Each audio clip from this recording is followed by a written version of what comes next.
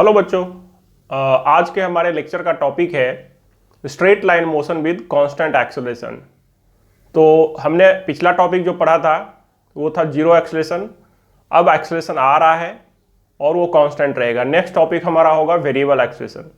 तो आज के इस लेक्चर में हम ये सीखेंगे कि एक्सेलरेशन का मतलब क्या होता है, कांस्टेंट एक्सेलरेशन का मतलब क्या होता है, डेफिनेशन क्या होता है, फिर कुछ फॉर्मूला डिराइव करेंगे और लास्ट में ग्राफ डिस्कस करेंगे। तो स्टार्ट करते हैं बच्चों। देखिए, कोई स्ट्रेट लाइन मोशन अगर हो रहा है और वेलोसिटी उसका कांस्टेंट है पार्टिकल का, तो एक्सेलरेशन जीरो है।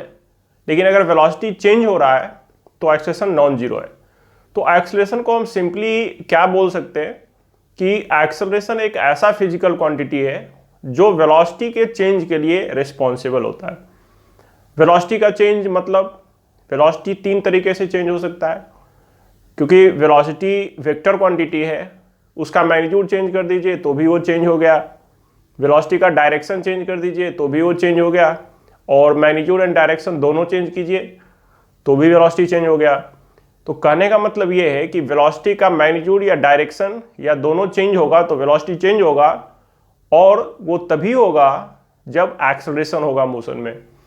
तो सिंपली सेइंग कि एक्सेलरेशन वेलोसिटी को चेंज करता है। अगर हम प्रॉपर डेफिनेशन का बात करें तो rate of change of velocity जो होता है, पर सेकेंड वेलोसिटी में चेंज होता है, उसको एक्सेलरेशन बोलते हैं। फॉर एग्जांपल, एक स्ट्रेट रोड पे कोई कार जा रहा है, तो ड्राइवर ने कार में अगर ब्रेक लगाया तो स्पीड कम होगा, अगर एक्सेलरेट किया तो स्पीड बढ़ेगा, या सपोज उसने कार को टर्न किया, तीनों ही केस में एक्सेलरेशन होगा। वेलोसिटी कम हो रहा है मतलब एक्सेलरेशन है, वेलोसिटी ज़्यादा हो रहा है एक्सेलरेशन है, वेलोसिटी का डायरेक्शन चेंज हो रहा है, व्हीकल टर्न हो रहा है तो भी एक्सेलरेशन है। अब देखिए, वेलोसिटी का डायरेक्शन और एक्सेलरेशन के डायरेक्शन में क्या रिलेशन होता है वो देखते हैं। तो स्ट्रेट लाइन मोशन में अगर वेलोसिटी का डायरेक्शन और एक्सेलरेशन का डायरेक्शन सेम हो तो उस केस में क्या होगा, वेलोसिटी इंक्रीज होगा और हम क्या बोलेंगे कि पार्टिकल जो है वो स्पीड अप हो रहा है।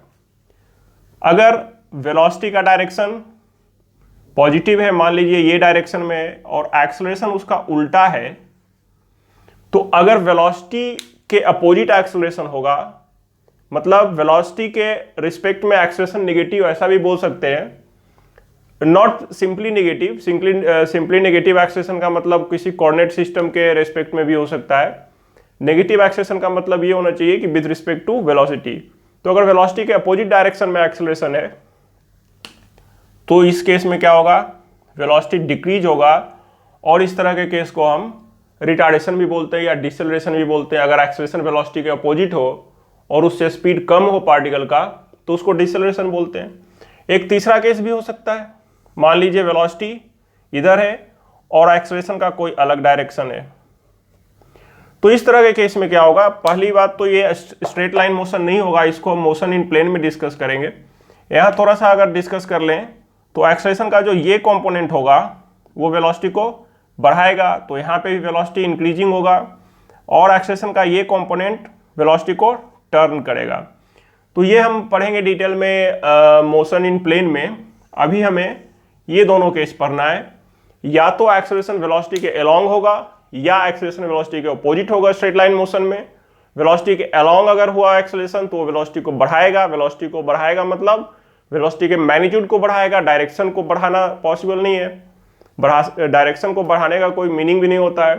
तो एक्सेलरेशन वेलोसिटी के अलोंग हुआ तो वेलोसिटी को बढ़ाएगा, और अगर एक्सेलरेशन वेलोसिटी के उल्टा डायरेक्शन में एक्ट होगा तो वो एक्सेलरेशन को वेलोसिटी को कम करेगा, और हम बोलेंगे कि पार्टिकल डिसेलरेट हो रहा है या रिटार्डेशन हो रहा है। चलिए, तो ये तो समझ लिया आपने एक्सेलरेशन का मीनिंग और वेलोसिटी के साथ एक्सेलरेशन का क्या रिलेशन है जिससे बॉडी स्पीड अप या स्पीड डाउन होगा। अब समझते हैं कांस्टेंट एक्सेलरेशन को।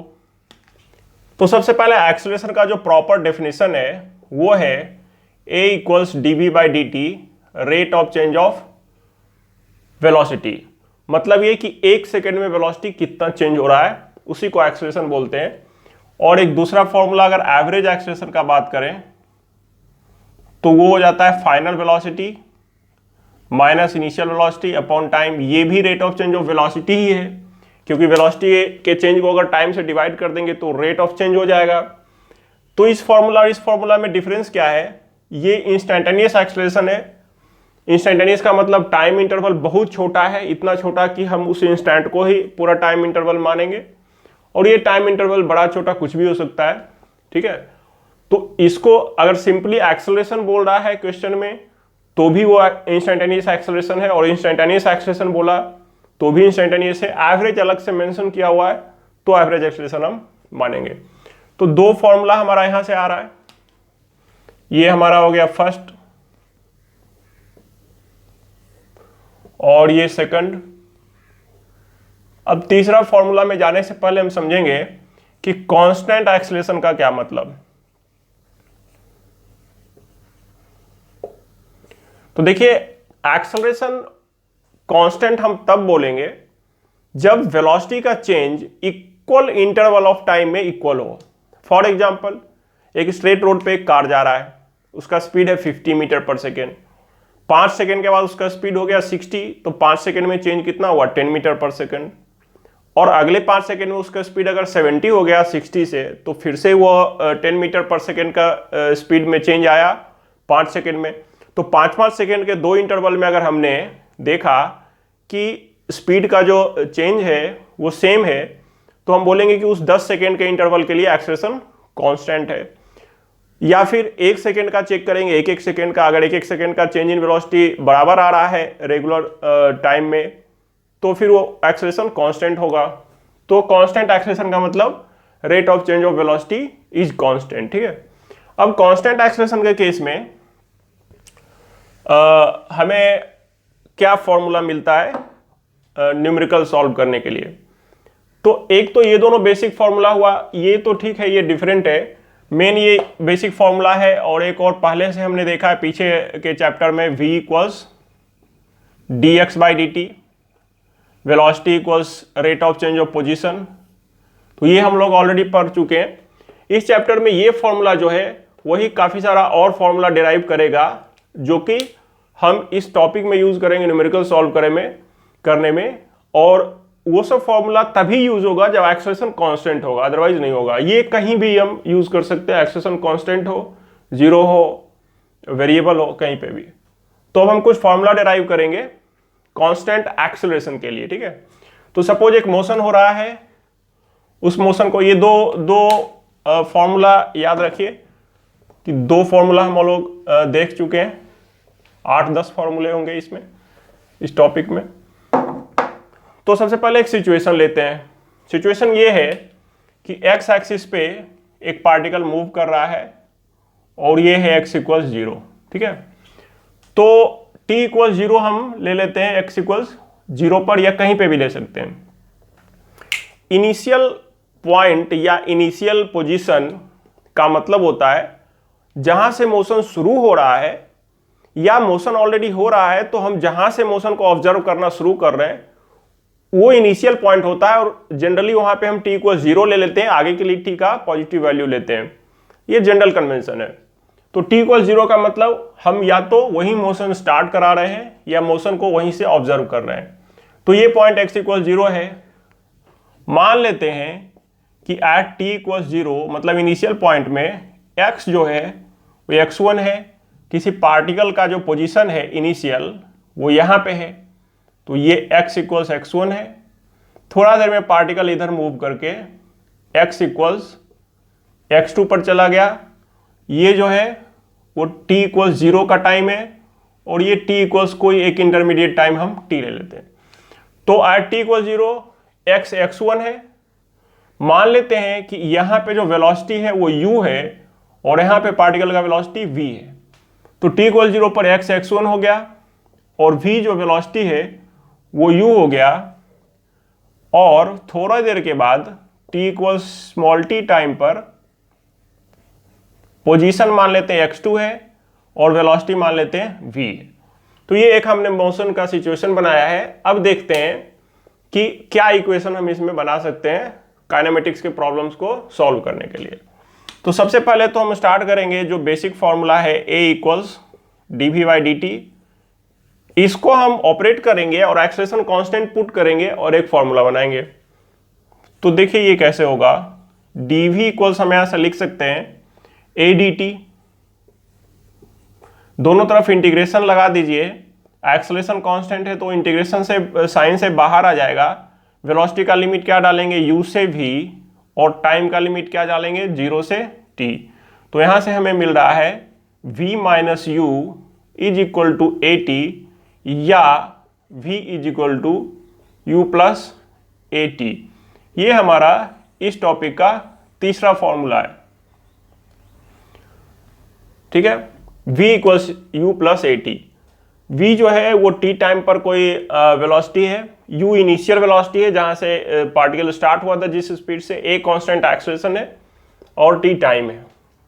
इस फॉर्मूला को अगर हम फिर से आगे एक्सटेंड करें तो क्या होगा कि v के जगह पे हम लिख देते हैं dx upon dt, v equals u plus a t में v के जगह पे डालिए dx अपॉन dt, क्योंकि वेलोसिटी dx बाई dt होता है, is equal to u plus a t. अब dt को इधर लेके जाते हैं तो dx equals u d t plus a t d t. अब दोनों तरफ इंटीग्रेट कर देते हैं, एक्सेलरेशन कांस्टेंट है बाहर आ जाएगा, u एक न्यूमेरिकल वैल्यू है तो वो भी बाहर आ गया। ये x का लिमिट होगा x1 से x2 तक जा रहा है, टाइम 0 से t हमने लिया है, पहले ही लिया हुआ है, यहाँ भी 0 से t टाइम लेंगे। तो यहाँ से हमको क्या मिलेगा, x2 minus x1 is equal to, इसको इंटीग्रेट करेंगे तो x आएगा, x2 minus x1 is equal to u t, और प्लस ये हो जाएगा टी डी टी का integration t square by two, limit डालेंगे तो a t square by two हो जाएगा। तो यहां से हमें क्या मिल रहा है, ये टर्म जो है x2 माइनस x1 वो डिस्प्लेसमेंट हुआ, क्योंकि डिस्प्लेसमेंट का फॉर्मूला भी होता है x2 minus x1 final position minus initial position. यहां से दिख भी रहा है कि पार्टिकल x1 से x2 तक गया तो ये डिस्प्लेसमेंट हुआ, जो कि x2 माइनस x1 है। सपोज x2 10 है, x1 5 है, तो डिस्प्लेसमेंट 10 माइनस 5 हुआ। तो इसको हम क्या लिखेंगे, s equals U T plus half ए टी स्क्वायर। ये हो गया हमारा फॉर्मूला नंबर 4, ठीक है। उसके बाद नेक्स्ट फॉर्मूला कहां से आएगा, तो फिर से हम बेसिक इक्वेशन में जाते हैं, a equals d v by d t में। तो देखिए ये है a equals d v by d t, इसको हम ऐसा भी लिख सकते हैं a is equal to d v by d x into d x by d t. किसी भी क्वांटिटी से हमें मल्टीप्लाई डिवाइड कर सकते हैं, तो डी एक्स से हमने मल्टीप्लाई डिवाइड कर दिया, इसको चेन लॉ बोलते हैं। इक्वेशन के वो कोई फर्क नहीं पड़ा, d v by d t है तो ऐसा हम कर सकते हैं। अब d x by d t v हो गया, तो a इक्वल्स क्या हो गया, v d v upon d x. तो यहां से हम इस इक्वेशन को क्या बना सकते हैं, v d v is equal to a d x. अब फिर इंटीग्रेट कर दीजिए v को u से v तक, और a बाहर आ जाएगा, x जाएगा x1 से x2 तक, v डी वी का integration v square by two हो जाएगा। v स्क्वायर बाई टू में लिमिट्स हम डालेंगे u से v is equal to a d x का इंटीग्रेशन x हो जाएगा x1 से x2। तो यहाँ पे क्या मिल जाएगा हमें, v square minus u square by two is equal to a into x2 minus x1। तो यहाँ से होगा v square is equal to u square, v square minus u square equals 2a x2 minus x1। और देखिए x2 minus x1 को हम फिर से डिस्प्लेसमेंट लिख सकते हैं, डिस्प्लेसमेंट को s से डिनोट कर दीजिए। तो फॉर्मूला हमारा मिल गया v square is equal to u square plus 2as। ये हो गया हमारा फॉर्मूला नंबर 5, ठीक है। ये तीनों जो है v equals u plus a T और s equals U T plus half A t square, v square you square plus 2as, ये तीन काफ़ी फेमस फॉर्मूला है काइनेमेटिक्स का। लेकिन इस तीनों फॉर्मूले का लिमिटेशन ये है कि ये तीनों हम उसी न्यूमेरिकल में अप्लाई कर सकते हैं जिसमें एक्सेलरेशन कांस्टेंट है, या तो पूरे क्वेश्चन में पूरे मोशन में एक्सेलरेशन कांस्टेंट है, या फिर जिस पार्ट ऑफ या जिस इंटरवल ऑफ मोशन का एक्सेलरेशन कांस्टेंट है उस इंटरवल में हम ये फॉर्मूला अप्लाई कर सकते हैं। एक्सेलरेशन वेरिएबल हो गया तो हम अप्लाई नहीं कर सकते हैं। एक्सेलरेशन जीरो होगा तो इसमें वैल्यू डालेंगे जीरो, तो एक ही फॉर्मूला बचेगा S इक्वल्स VT। तो ये 5 फॉर्मूला हुआ, इसको याद रखिएगा, नोट कर लीजिएगा, ये सब यूज होगा न्यूमेरिकल सॉल्व करने में।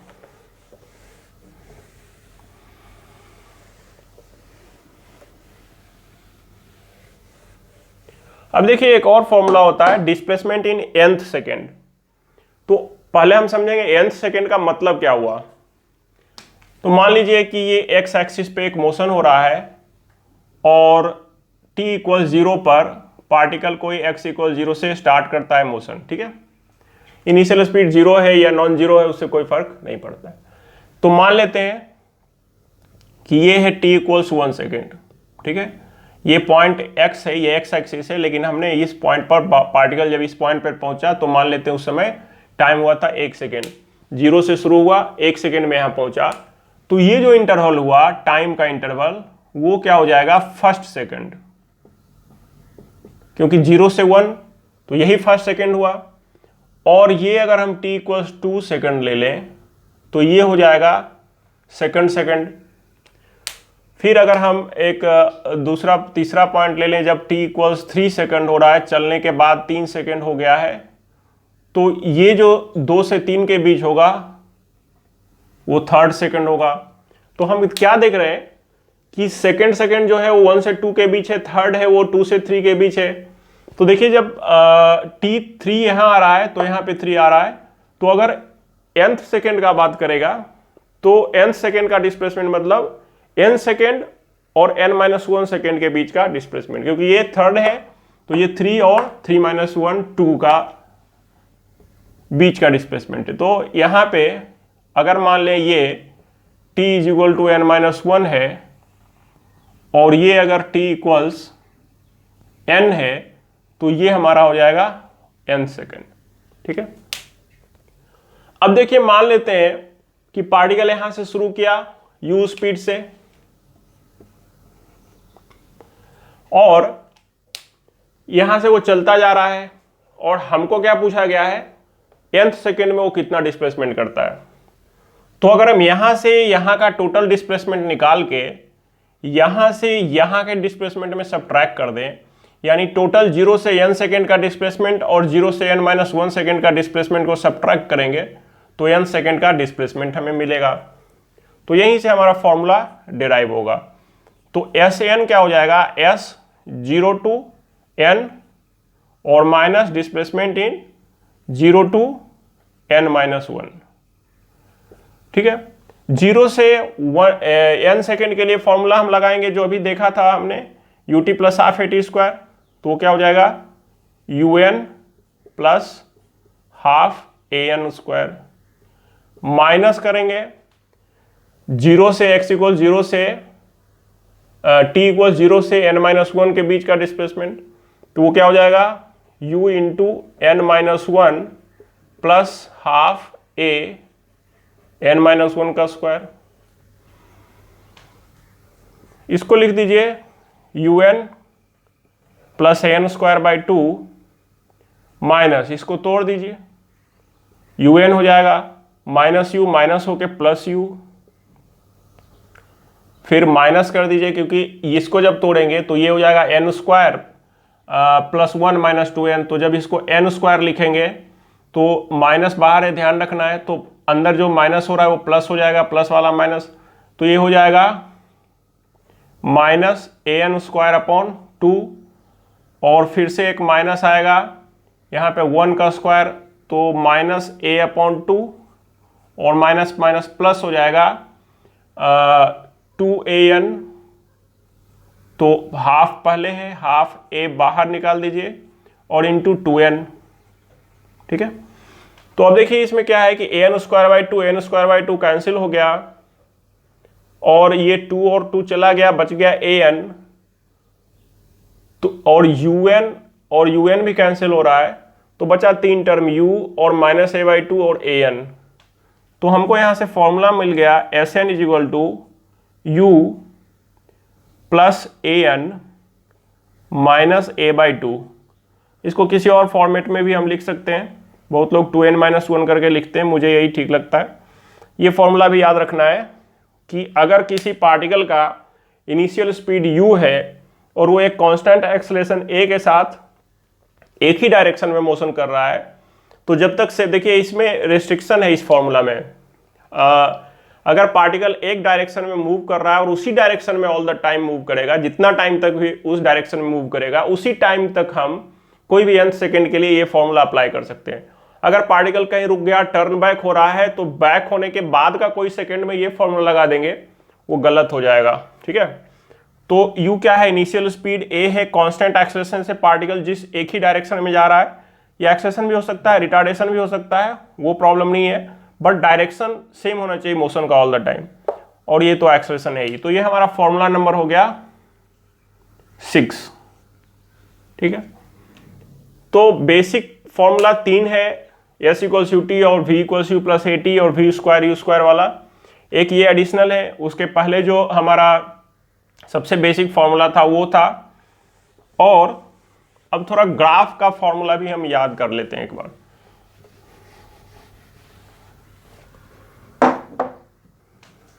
देखिए V जो होता है, ये A जो है,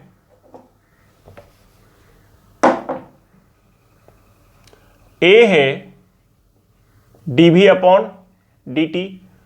तो dv/dt जो हो गया उसको हम बोल सकते हैं स्लोप ऑफ, ये मैथमेटिक्स से आता है, vt ग्राफ का स्लोप dv/dt के बराबर होता है, तो स्लोप ऑफ vt ग्राफ। तो एक्सेलरेशन जो है वो किसके बराबर हो गया, स्लोप ऑफ vt ग्राफ। इसको भी आप फॉर्मूला के जैसा याद रखिए कि एक्सेलरेशन जो होता है वो vt ग्राफ का स्लोप होता है। और इसी को थोड़ा और मैनिपुलेट करेंगे तो dv इक्वल्स हो जाएगा a dt क्या होता है, at ग्राफ का एरिया ओवर टाइम एक्सिस। तो यहां से हम बोल सकते हैं कि change in velocity v2 minus v1 जो है वो इक्वल टू क्या होता है, area of vt graph, area of at graph, ये vt ग्राफ था, हाँ, area of at graph over time axis. इसको भी आपको फॉर्मूला के जैसा याद रखना है कि अगर हमारे पास at ग्राफ है, एक्सेलरेशन वर्सेस टाइम ग्राफ है, तो टाइम एक्सिस के ऊपर का एरिया जो है वो हमें क्या बता देगा, change in velocity, final velocity minus initial velocity. अगर इनिशियल पता है फाइनल निकाल सकते हैं, फाइनल पता है तो इनिशियल निकाल सकते हैं ग्राफ का एरिया यूज करके। ये हमारा हो गया फॉर्मूला नंबर 7, ये हो गया फॉर्मूला नंबर 8।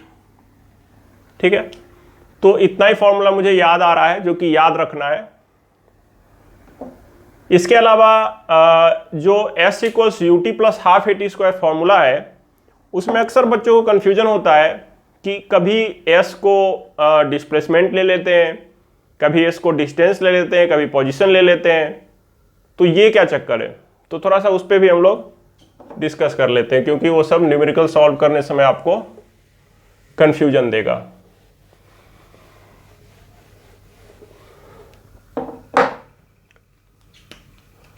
तो देखिए हमने फॉर्मूला देखा S equals ut plus half at square. तो बेसिकली तो ये डिस्प्लेसमेंट है ही, इसमें कोई डाउट नहीं है। लेकिन अगर मान लीजिए मोशन, ये डिस्प्लेसमेंट कैसे आया था, ये आया था S जो हमने लिखा था वो फॉर्मूला डेरिवेशन में x2 माइनस x1 आया था ut plus half at square. Particle यहां से स्टार्ट हुआ था x1 से और कहां तक गया था, x2 तक। तो सपोज करिए कि पार्टिकल जो है वो x इक्वल 0 से स्टार्ट हो रहा है। अगर पार्टिकल x इक्वल 0 से स्टार्ट होगा तो यहां से वो कहीं पे भी जाएगा किसी मोमेंट पे उसका डिस्प्लेसमेंट जो उसका पोजीशन होगा वो x अगर हम मान लें, तो इस इक्वेशन में हम क्या डाल सकते हैं, x2 जो है थोड़ा देर में मान लीजिए यहां से आ गया, ये पॉइंट को x मान लीजिए, तो x जो पोजीशन होगा अगर पार्टिकल ओरिजिन से स्टार्ट करता है x = 0 से, तो फाइनल पोजीशन किसी भी टाइम टू t पर x ले लें और इनिशियल पोजीशन तो 0 लेना होगा क्योंकि ओरिजिन से स्टार्ट हुआ है। तो ये क्या हो जाएगा, ut प्लस हाफ है t²। और यहाँ x क्या है, x जो है वो किसी भी टाइम t पर पार्टिकल का पोजीशन। तो अगर पार्टिकल x = 0 से स्टार्ट होता है तो इसी फॉर्मूला में s जो है वो क्या करने लगता है काम, पोजीशन का, ut प्लस हाफ है t²।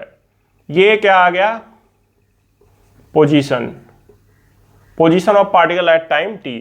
तो हमने क्या देखा कि अगर पार्टिकल ओरिजिन से मोशन स्टार्ट करता है t = 0 पर, तो किसी भी फर्दर टाइम t पर उसका डिस्प्लेसमेंट और पोजीशन दोनों एक ही चीज होता है। डिस्प्लेसमेंट भी ओरिजिन से कितना दूर गया वो है, पोजीशन भी ओरिजिन से कितने दूर पे है, स्ट्रेट लाइन पे एक्स एक्सिस पे वो है। तो ये पोजीशन इस तरह से हम यूज करेंगे कि अगर पार्टिकल मोशन ओरिजिन से स्टार्ट होता है तो। और इसी को अगर हम s = ut प्लस हाफ है t² में इसको s को डिस्टेंस कब बोल सकते हैं, तो ये डिस्टेंस के बराबर डिस्प्लेसमेंट तब होगा जब पार्टिकल एक ही डायरेक्शन में मूव कर रहा है without stopping, without turning back. मान लीजिए पार्टिकल यहां से स्टार्ट हुआ और एक ही डायरेक्शन में उधर जा रहा है, तो जो डिस्टेंस हुआ वही डिस्प्लेसमेंट हुआ क्योंकि स्ट्रेट लाइन मोशन है, कोई टेढ़ा मेढ़ा तो है नहीं। और अगर पार्टिकल रुका नहीं, बैक नहीं हुआ, तो पार्टिकल रुकता और वापस आता तभी तो ऐसा होता ना कि डिस्प्लेसमेंट कुछ हो गया लेकिन वो वापस आ रहा है, तो शॉर्टेज डिस्टेंस छोटा हो रहा है तो डिस्प्लेसमेंट कम हो रहा है, बट पाथ लेंथ तो ऐड हो रहा है तो डिस्टेंस बढ़ता ही जा रहा है। तो अगर ऐसा कुछ हुआ ही नहीं, पार्टिकल एक ही डायरेक्शन में चलता जा रहा है without stopping, without turning back, तो डिस्टेंस और डिस्प्लेसमेंट किसी भी इंटरवल में सेम होगा। तो उस केस में क्या हो जाएगा, ये distance when particle moves unidirectional without turning back. तो इस तरह से देखिए यहां पे पोजीशन, डिस्प्लेसमेंट और डिस्टेंस थोड़ा सा रिलेटेड है, इसको ध्यान रखना है कि कैसे हम इसको समझेंगे।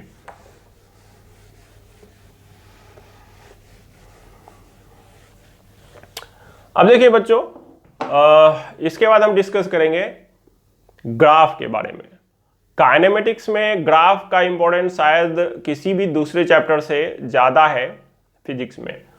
तो कांस्टेंट एक्सेलरेशन के केस में क्या क्या ग्राफ होता है, कैसा ग्राफ होता है, तो यहां पे हम पढ़ेंगे अभी कि कांस्टेंट अगर एक्सेलरेशन है तो मोशन का xt ग्राफ कैसा होगा, st ग्राफ कैसा होगा, डिस्प्लेसमेंट टाइम, पोजीशन टाइम, और vt ग्राफ और at ग्राफ।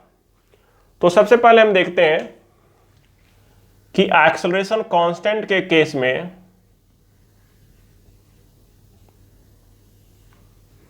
क्या है, डिस्प्लेसमेंट टाइम ग्राफ।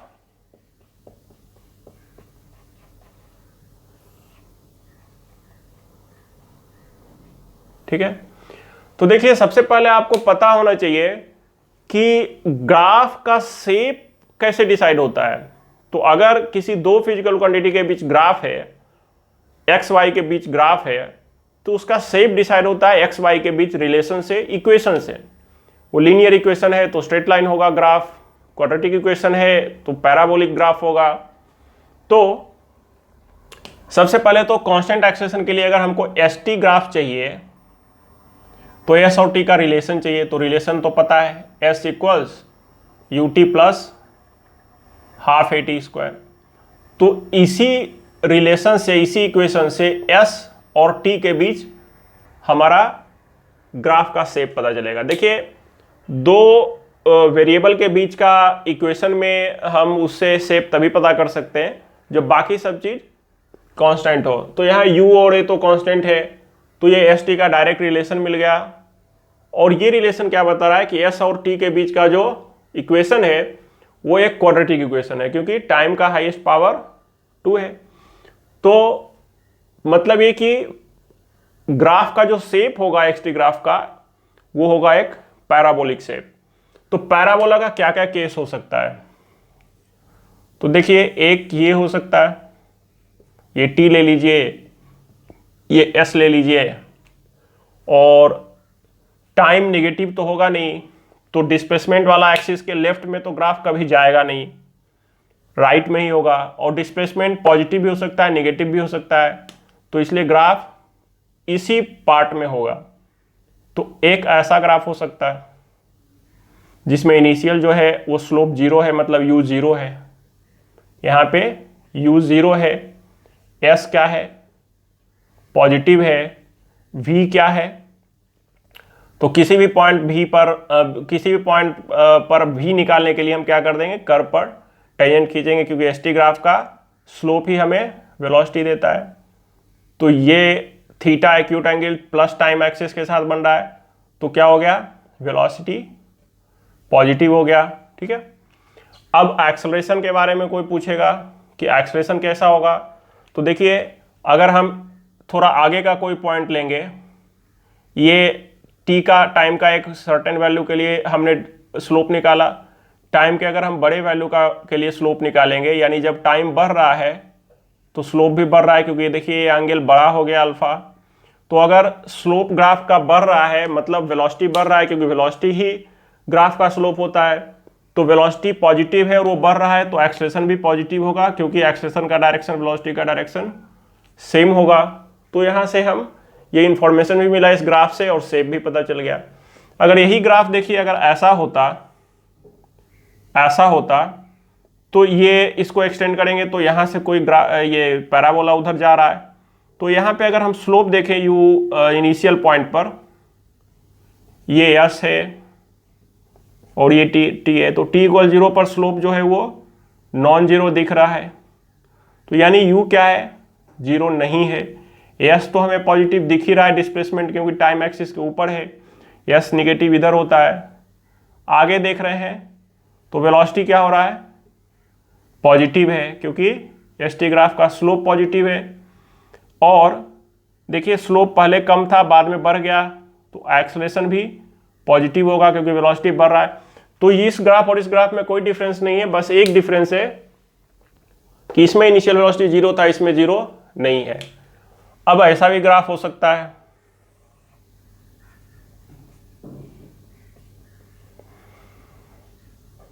ये ग्राफ ऐसा हो सकता है। यहां पे क्या होगा, इस पॉइंट पर टी इक्वल जीरो, ये भी पैराबोला है, टी इक्वल जीरो पर अगर हम टेंजेंट खींचेंगे तो ये कुछ थीटा वैल्यू आएगा, तो tan थीटा आ रहा है, तो स्लोप जो है वो जीरो नहीं है, तो u जीरो इसमें नहीं है। एस अभी भी पॉजिटिव है, डिस्प्लेसमेंट इसमें भी पॉजिटिव है। थोड़ा देर बाद अगर हम देखें यहाँ पे स्लोप खींचेंगे, तो क्या हुआ कि स्लोप अभी भी पॉजिटिव है tan अल्फा, लेकिन स्लोप कम हो गया। पहले ये ज़्यादा खड़ा था, अब ज़्यादा बड़ा हो गया। जैसे जैसे दूर जाएंगे, जैसे जैसे टाइम का वैल्यू बढ़ेगा, स्लोप कम हो रहा है। स्लोप कम हो रहा है मतलब क्या हो रहा है कि वेलोसिटी जो है वो डिक्रीजिंग है। तो पहले तो वेलोसिटी पॉजिटिव लिखना होगा हमें, क्योंकि स्लोप कम हो रहा है, बट किसी भी टाइम पे स्लोप पॉजिटिव है, क्योंकि टाइम एक्सिस के साथ एक्यूट एंगल बन रहा है। ऐसा नहीं हो रहा है, तो वेलोसिटी क्या होगा, पॉजिटिव, और वेलोसिटी जो है वो कम हो रहा है, क्योंकि स्लोप कम हो रहा है। तो वेलोसिटी पॉजिटिव है लेकिन मैग्नीट्यूड उसका कम हो रहा है, तो इससे हमें पता चल गया कि एक्सेलरेशन वेलोसिटी के उल्टा होगा, क्योंकि वेलोसिटी का अपोजिट एक्सेलरेशन होगा तभी स्पीड कम होगा। तो इससे हमको मिल गया एक्सेलरेशन नेगेटिव। तो इस तरह से ये तीनों ग्राफ हो सकता है, और भी हो सकता है।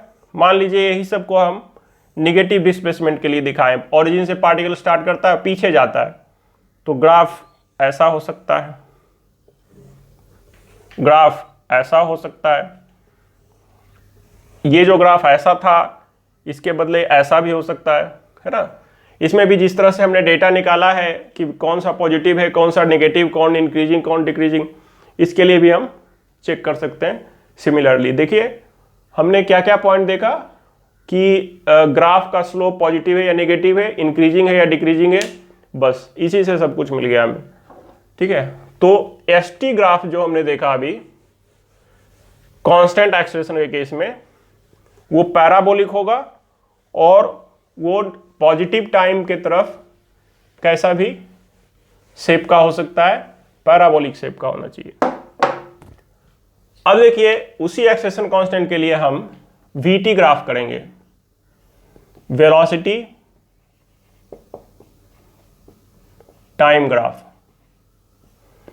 तो वेलोसिटी टाइम ग्राफ के लिए फिर शेप के लिए इससे पहले एक पोजीशन टाइम ग्राफ भी करना था, तो पहले पोजीशन टाइम ग्राफ कर लीजिए। देखिए पोजीशन टाइम ग्राफ में क्या होगा, हमने देखा कि डिस्प्लेसमेंट टाइम ग्राफ था, वो था ut plus half AT square. Displacement हो जाएगा x माइनस एक्स नॉट, ये x जो हो गया वो फाइनल पोजीशन, t टाइम पर पोजीशन हो गया, x नॉट इनिशियल पोजीशन, ये फिक्स क्वांटिटी है, वो हो गया ut plus half AT square. तो x जो आएगा वो होगा x not plus ut plus half AT square. तो ये भी एक क्वाड्रेटिक फंक्शन है। तो पोजीशन टाइम ग्राफ भी पैराबोलिक शेप का होगा। और अगर x नॉट जो है इनिशियल पोजीशन 0 हो गया तो ये तो जैसा हमने पिछला जो डिस्कशन किया था डिस्प्लेसमेंट टाइम ग्राफ के, उसी के जैसा हो जाएगा पोजीशन टाइम ग्राफ। लेकिन अगर x नॉट का वैल्यू कुछ पॉजिटिव या नेगेटिव आया तो ग्राफ का शेप सब वैसा ही रहेगा, इनिशियल पॉइंट चेंज हो जाएगा। जैसे ये मान लीजिए हमारा xt ग्राफ है, तो x नॉट पॉजिटिव होगा तो ये ग्राफ यहां से होगा स्टार्ट, x नॉट नेगेटिव होगा तो ग्राफ यहां से स्टार्ट होगा, या ऐसा हो सकता है। तो इस तरह से केवल initial point, initial position change होगा, बाकी डिस्प्लेसमेंट टाइम ग्राफ के जैसा ही पोजीशन टाइम ग्राफ भी रहेगा। और इनफैक्ट जब इनिशियल पोजीशन जो है पार्टिकल के मोशन का वो ओरिजिन अगर हुआ तो st ग्राफ और xt ग्राफ यानी डिस्प्लेसमेंट टाइम ग्राफ और position time graph exactly same हो जाएगा। अब बात करते हैं VT ग्राफ का। तो ग्राफ का शेप सबसे पहले चाहिए, उसके लिए इक्वेशन चाहिए। तो कांस्टेंट एक्सेलेरेशन के लिए VT का क्या इक्वेशन होता है, तो वो होता है v equals u plus AT। u एक नंबर है, a कांस्टेंट है, तो ये क्या बन गया, इसको कंपेयर अगर करेंगे तो y is equal to mx plus c से कंपेयर करेंगे तो v is equal to AT plus u। ठीक है, तो ये a जो है वो स्लोप हो गया और u जो है वो y इंटरसेप्ट हो गया, और ये इक्वेशन क्या बन गया, स्ट्रेट लाइन का इक्वेशन। तो एक्सेलरेशन कांस्टेंट के केस में v और t का वेलोसिटी और टाइम का जो रिलेशन होता है वो लीनियर रिलेशन होता है, ग्राफ स्ट्रेट लाइन होगा और y equals mx plus c के अकॉर्डिंग होगा। तो स्ट्रेट लाइन ग्राफ कैसा कैसा हो सकता है,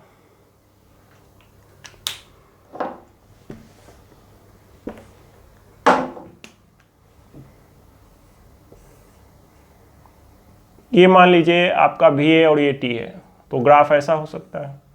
ऐसा ग्राफ है स्ट्रेट लाइन ग्राफ, ये है y equals mx plus c को ये सेटिस्फाई कर रहा है, ये स्लोप मिल रहा है tan थीटा a है। तो स्लोप a जो है वो हमें दिख रहा है पॉजिटिव, क्योंकि VT ग्राफ का स्लोप एक्सेलरेशन होता है। वेलोसिटी तो पहले ही पॉजिटिव दिख रहा है क्योंकि वो टाइम एक्सिस के ऊपर है, पॉजिटिव वाला सेक्शन में है।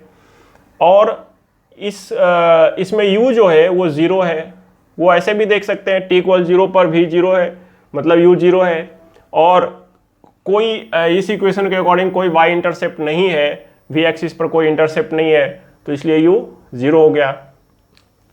और क्या है, वेलोसिटी और एक्सेलरेशन अगर दोनों पॉजिटिव है, मतलब दोनों सेम डायरेक्शन में, तो वेलोसिटी तो बढ़ेगा ही। देख भी रहे हैं वेलोसिटी जैसे जैसे टाइम बढ़ रहा है वेलोसिटी बढ़ रहा है। अगर u 0 नहीं हो तो यही ग्राफ हो जाएगा ऐसा, इसमें बाकी सब सेम रहेगा, v पॉजिटिव और a पॉजिटिव और v इंक्रीजिंग इसमें भी हो रहा है, लेकिन v इंक्रीजिंग है बट u जो है इसमें वो नॉन जीरो है। u का इनिशियल t इक्वल 0 पर u का कुछ वैल्यू u नॉट है या कुछ भी वैल्यू है। और भी शेप हो सकता है ग्राफ का, ग्राफ ऐसा हो सकता है, ग्राफ ऐसा हो सकता है, कोई भी शेप बना सकते हैं स्ट्रेट लाइन का, और उससे हम डेटा भी निकाल सकते हैं फॉर्मूला के थ्रू। ऐसा ग्राफ नहीं होगा, स्ट्रेट लाइन नहीं होगा, ये पॉसिबल नहीं है एक्सेलरेशन कांस्टेंट में क्योंकि ये तो कांस्टेंट वेलोसिटी का ग्राफ हो गया, ये तो एक्सेलरेशन जीरो वाला ग्राफ हुआ जो पिछले टॉपिक में हमने पढ़ा था। कांस्टेंट के लिए टाइम एक्सिस के पैरेलल ग्राफ नहीं होना चाहिए, स्ट्रेट लाइन, बाकी कुछ भी पॉसिबल है और भी आप ड्रॉ करके देख सकते हैं।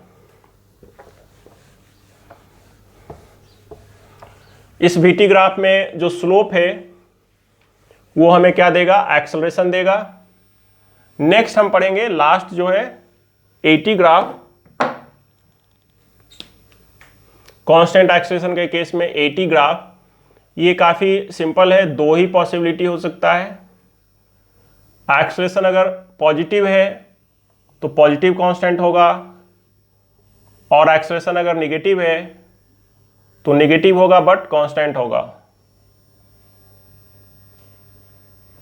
ठीक है, तो AT ग्राफ काफी सिंपल होगा, वो टाइम एक्सिस के पैरेलल होगा, क्योंकि टाइम के किसी भी वैल्यू के लिए एक्सेलरेशन का वैल्यू सेम होगा।